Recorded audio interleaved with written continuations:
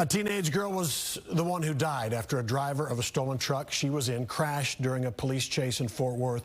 Police say the driver of the stolen truck was also a teenager.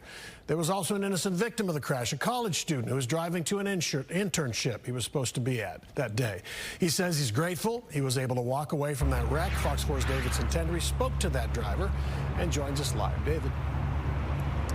And the 15-year-old girl was one of 3 people ejected from that stolen truck. Police have not exactly released any sort of information as to what the relationships are between those 3 people in that stolen truck, but tonight we are learning a bit more information about that innocent driver, as you mentioned, and they were the one that they crashed into. Like a head-on collision, like...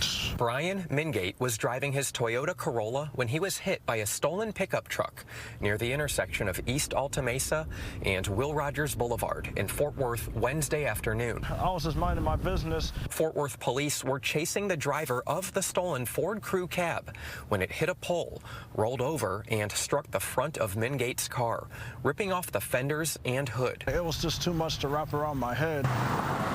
All 3 people inside the stolen truck were ejected during the crash and rollover. One passenger, a 15-year-old girl, was killed. Her name was Samaria Ezel.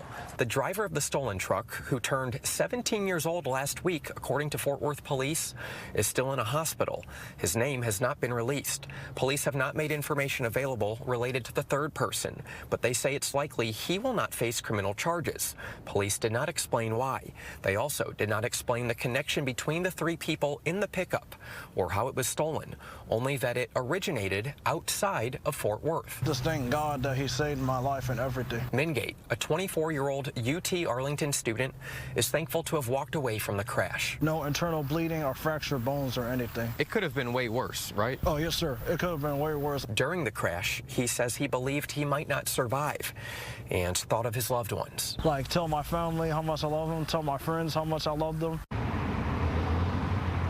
Police say the driver of that stolen truck will likely face criminal charges, but to what extent, that's unclear at this point in time. Again, that driver still remains in a hospital and his condition has not yet been made public.